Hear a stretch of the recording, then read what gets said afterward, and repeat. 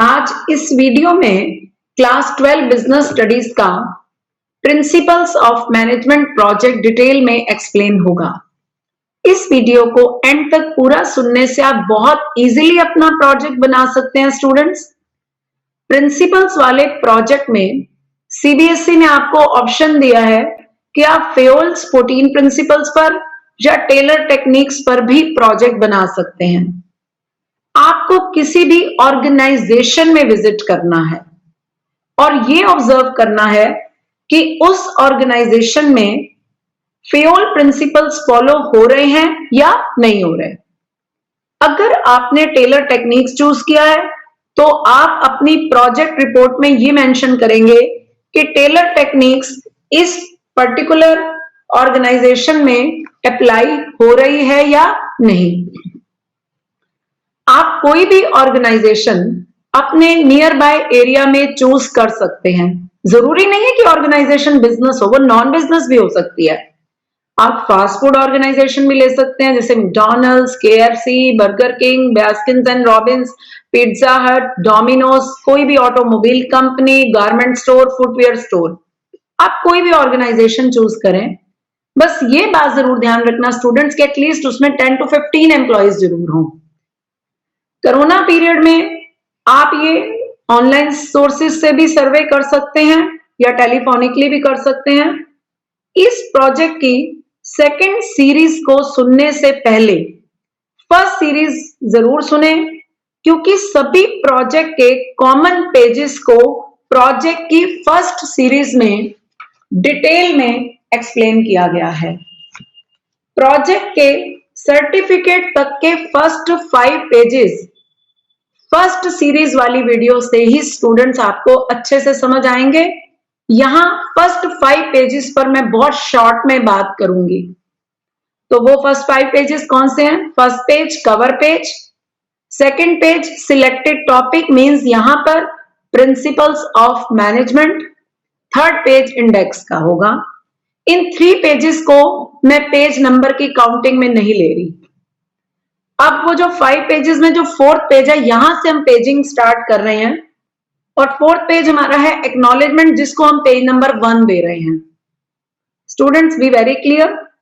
और next page है certificate of completion, जिसको हम पेज नंबर 2 दे रहे हैं। ये 5 पेजेस पर राइटिंग पार्ट अगर फाइल के राइट वाले साइड पे लिखेंगे तो और लेफ्ट साइड पे आप पिक्चर्स पेस्ट करेंगे तो आपकी प्रोजेक्ट फाइल बहुत इफेक्टिव लगेगी। तो अब यहां से प्रिंसिपल्स ऑफ मैनेजमेंट का कंटेंट स्टार्ट होता है। बेटर होगा कि आप पूरी फाइल में फाइल के राइट साइड वाले पार्ट पर कंटेंट लिखते चले जाएं और लेफ्ट साइड वाले पार्ट पर रिलेटेड पिक्चर पेस्ट करें। आज मैं जो सैंपल फाइल आपको दिखा रही हूं उसमें हमने अपने नियर बाय एरिया के मैकडॉनल्ड्स को चूज किया है और इस मैकडी में फेयोल्स प्रिंसिपल अप्लाई हो रहे हैं या नहीं, इस पर हम अपनी पूरी रिपोर्ट तैयार करेंगे। तो स्टूडेंट्स, एक्नॉलेजमेंट से अगर हमने काउंट किया तो एक्नॉलेजमेंट पेज नंबर 1 हो गया, सर्टिफिकेट पेज नंबर 2 हो गया। चलिए पेज नंबर 3 and 4 में फाइल के राइट साइड पर आप इंट्रोडक्शन अबाउट हेनरी फेयोल और लेफ्ट साइड पे हेनरी फेयोल की पिक्चर पेस्ट करें। राइट साइड पे हेनरी फेयोल के बारे में आप लिखेंगे और लेफ्ट साइड पे पिक्चर पेस्ट करेंगे। आप इंटरनेट से प्रोजेक्ट रिलेटेड सारी पिक्चर्स ले सकते हैं, एनसीईआरटी से आप कंटेंट ले सकते हैं।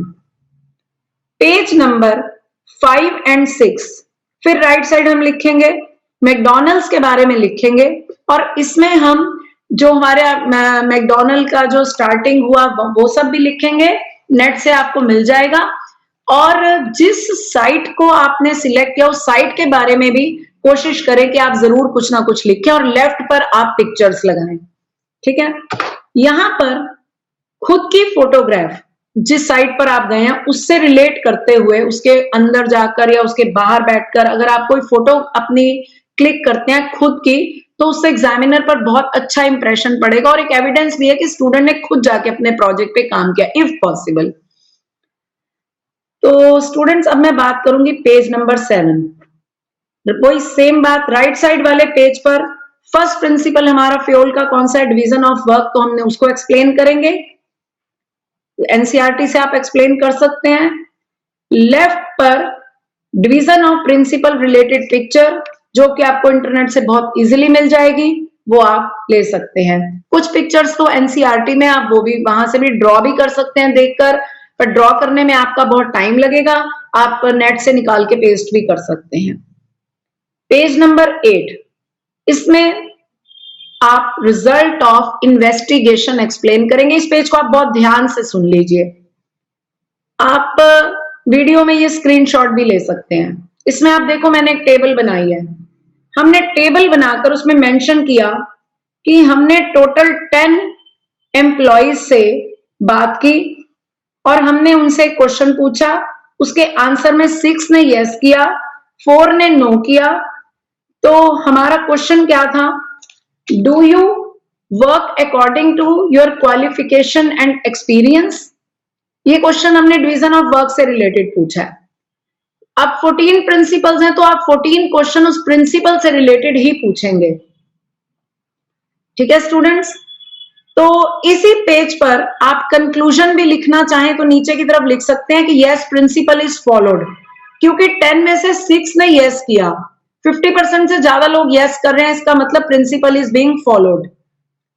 तो स्टूडेंट्स इसी तरह से पेज नंबर 9 पर अब आप सेकंड प्रिंसिपल लिखेंगे, लेफ्ट पर पिक्चर पेस्ट करेंगे, और पेज नंबर 10 पर जो भी आपने सेकंड प्रिंसिपल लिखा है, सपोज अथॉरिटी एंड रिस्पॉन्सिबिलिटी लिखा है सपोज, तो पेज 10 पर उसका रिजल्ट ऑफ इन्वेस्टिगेशन लिखेंगे। अगर आप कंक्लूजन भी लिखना चाहते हैं तो वो भी लिख सकते हैं। हमने इस फाइल में एक प्रिंसिपल पर 2 पेजेस कवर कर दिए, ठीक है। एक जो प्रिंसिपल का जो पहले वाला पेज है उस पे तो हम उस प्रिंसिपल का कंटेंट लिखते हैं, उसका मीनिंग, उसके पॉजिटिव इफेक्ट्स वगैरह लिखते हैं, और जो नेक्स्ट पेज होता है उस पे हम रिजल्ट ऑफ इन्वेस्टिगेशन और कंक्लूजन लिखते हैं। तो स्टूडेंट्स 14 प्रिंसिपल्स तक इस तरह आप चलते रहेंगे तो आपका पेज नंबर 34 पेजेस आपके कवर हो जाएंगे। पेज नंबर 35 और 36 में हम समरी लिखेंगे, आप स्क्रीनशॉट ले सकते हैं। यहां पर टेबल में हमने सीरियल नंबर वाइज सभी प्रिंसिपल्स के नेम लिख दिए और ऊपर कॉलम बनाया, फॉलोड का कॉलम, नॉट फॉलोड का कॉलम और डाउटफुल का। जो भी हमारा हर प्रिंसिपल का रिजल्ट ऑफ इन्वेस्टिगेशन का कंक्लूजन है, जो हमने सभी पेजेस पर पीछे लिखा है, वो हम यहाँ पर सेम यहीं पे कॉपी करेंगे। यहाँ पे मतलब आप अपने पूरे रिजल्ट ऑफ इन्वेस्टिगेशन की समरी बना रहे हैं बेसिकली। अब आप देखिए पेज नंबर 37 पर आ चुके हैं हम, अपेंडिक्स। अपेंडिक्स में आप ये क्वेश्चनियर है, अपेंडिक्स में आप 14 क्वेश्चंस जो हमने हर प्रिंसिपल में पूछे हैं वो यहां लिखेंगे। उनके सामने आप कॉलम बनाएंगे, यस का कॉलम, नो का कॉलम, नो रिस्पॉन्स का कॉलम, ठीक है। यस अगर वो फॉलो हो रहा है प्रिंसिपल, नो अगर वो नहीं फॉलो हो रहा, नो रिस्पॉन्स की कोई आंसर ही नहीं दिया हमें रिस्पोंडेंट्स ने, एम्प्लॉइज ने, मतलब यस प्लस नो रिस्पॉन्स, इन तीनों का टोटल हमारे नंबर ऑफ रिस्पोंडेंट्स के इक्वल होना चाहिए। मतलब हमने 10 लोगों से बात की, मान लो 3 लोगों ने यस किया, 4 लोगों ने नो किया, तो इसका मतलब 3 का आने चाहिए नो रिस्पॉन्स में। 10 टोटल, अगर हमने 10 एम्प्लॉय से बात की तो 10 का टोटल बनना चाहिए। तो अब ये जो 14 को आप बच्चे स्टूडेंट्स अक्सर कहते हैं मैम ये नहीं समझ आ रहा कि 14 क्वेश्चंस हम क्या पूछे, 1 तो मैंने डिस्कस किया, तो यहाँ पे मैं आपको इस वीडियो में वो 14 क्वेश्चंस भी बना के दे रही हूँ। आप वो क्वेश्चंस क्या पूछ सकते हैं आप देख सकते हैं। पेज 38 पे बिब्लियोग्राफी है, पेज 39 पे टीचर रिमार्क्स हैं, जो कि आप अपनी प्रोजेक्ट की फर्स्ट वीडियो से देखें, क्योंकि 38 और 39 पेज भी कॉमन है, बिब्लियोग्राफी और टीचर रिमार्क्स भी कॉमन है। तो स्टूडेंट्स अगर आपको मेरी ये वीडियो अच्छी लगी तो आप मेरे चैनल को जरूर सब्सक्राइब करें ताकि आपको आने वाली सभी एजुकेशनल वीडियोस मिल सकें।